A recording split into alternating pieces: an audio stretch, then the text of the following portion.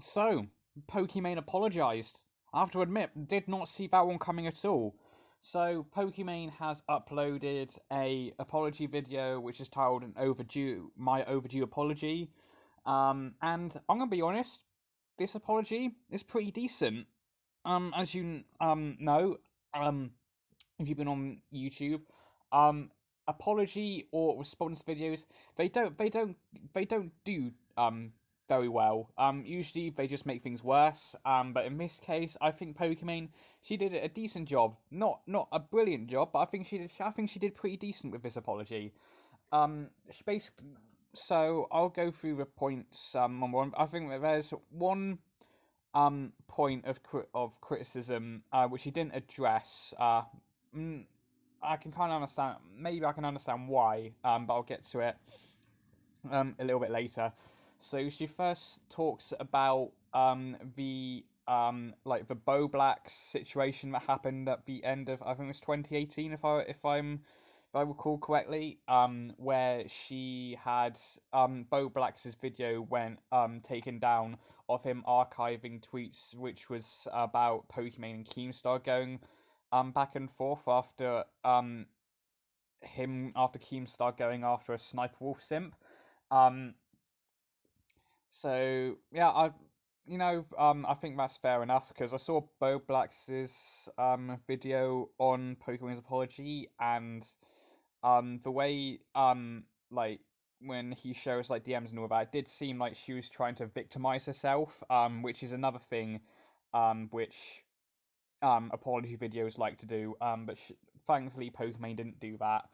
Um, then she goes on. I think the one thing she didn't really need to address is her use of the N word. You know that situation. That was from like 7 years ago, 7 years ago or something like that. 6 years ago. And obviously, with Pokemon's like whole persona is like wholesome. Like very like like no negativity and all that. It's clear to say that she's moved on from that, so I don't really think she needed to bring that up. What she probably could have done with is explaining the banned words in her Discord, which just off the top of my head, there's criticism is a word that's banned. Diesel from Diesel Patches, who did a video on Pokimane. Any versions of like Leafy, even Plant Guy, which I thought was quite funny. Um, 2 out of 10 as well. Pokimane has a boyfriend, which we also get into. Um, Pokimane's like a 2 out of 10. Just like all the like words that associate any like negative like criticism of her was banned in her Discord. I think she should have addressed that. But then again, I don't know when she filmed this, so yeah. So then she moves on to the her calling out "It's a Gundam," which she fair enough. She fully admits now that going after the sponsor was wrong, and she shouldn't have done it.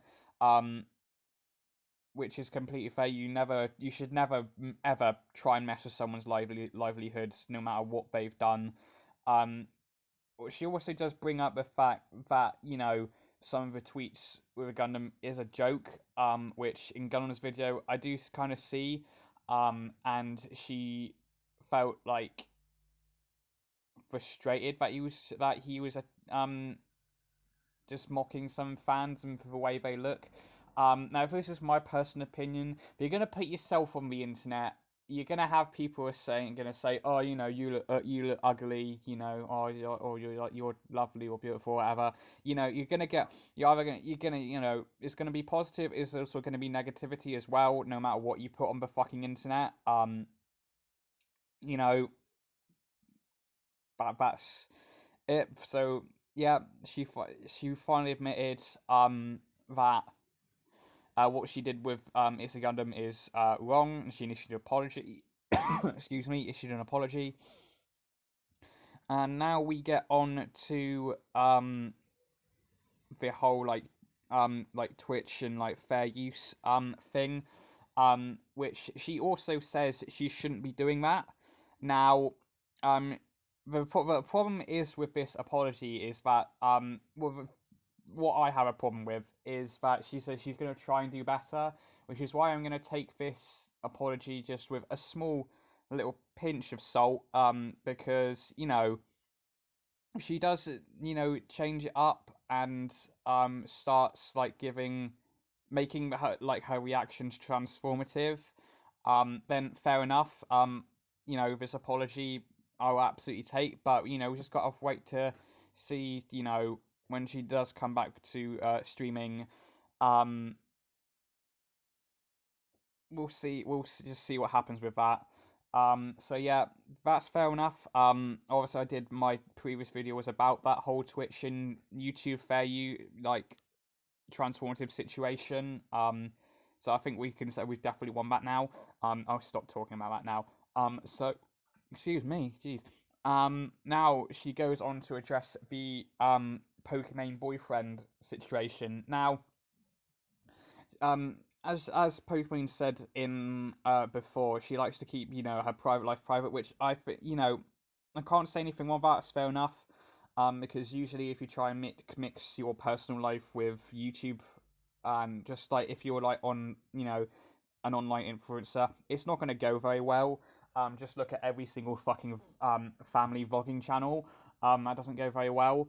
Um, yeah, there's not really criticism of that. The only the argument that can be brought up is about what about all the simps that constantly donate money to her just to get noticed by her and see if they can try and get with her.